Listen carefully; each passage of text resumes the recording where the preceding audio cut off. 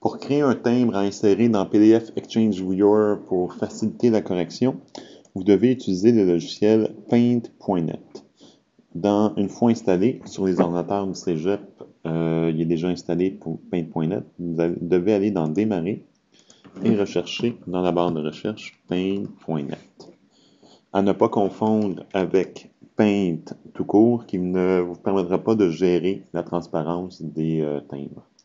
On va ouvrir Paint.net.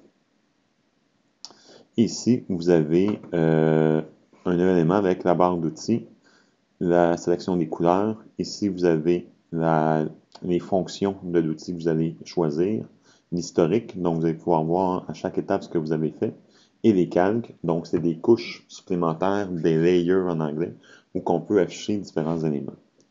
Pour commencer, vous allez aller dans Fichier, Nouveau, et vous allez créer un nouveau timbre, par exemple avec une largeur de 150 et une hauteur de 50 pixels.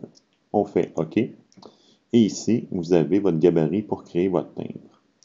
Première chose à faire, c'est de supprimer l'arrière-plan en blanc. Pour ce faire, vous allez cliquer sur l'arrière-plan avec l'outil de sélection et vous allez faire Édition, Effacer la sélection.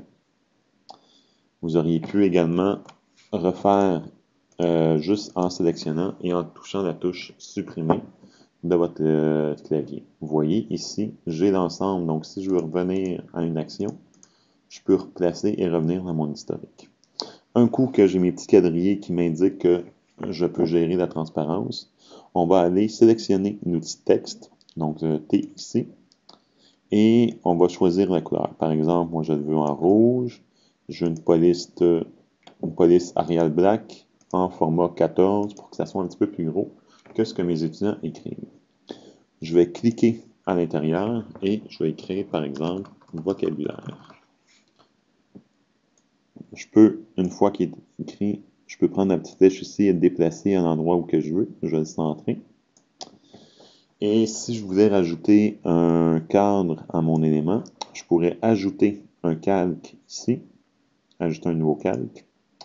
Et dans mon nouveau calque, aller chercher, par exemple, un rectangle avec les coins arrondis et y aller autour, comme ça. Donc déjà, je commence à voir, avoir une étampe qui va ressembler que je vais pouvoir insérer sur les travaux de mes étudiants.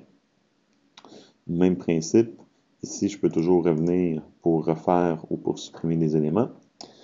Ici, l'étampe que je viens de créer, je vais l'enregistrer, enregistrer sous. Donc fichier enregistrer sous. Et on va l'enregistrer en format PNG. J'enregistre sur mon bureau. Et on va l'appeler vocabulaire transparent. Enregistrer. On y va ici. OK, c'est beau. On va aplatir, donc on va fusionner les deux calques ensemble.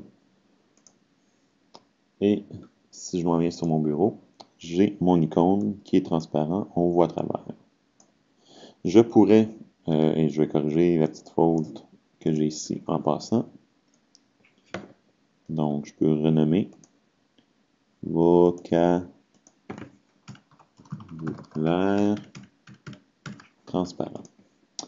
Je pourrais également décider que mon étampe soit pleine et qu'elle ne soit pas transparente. Dans ce cas-ci, je vais aller prendre l'outil de peinture et je vais retourner à avoir mes deux calques. Donc ici, je retrouve mes deux calques.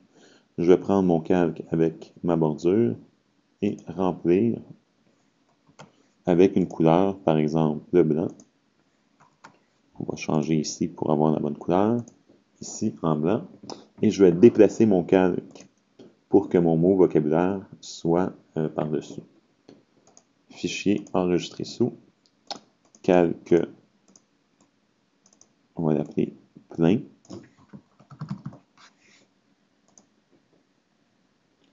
Et j'ai maintenant deux calques, un vocabulaire plein et un vocabulaire transparent.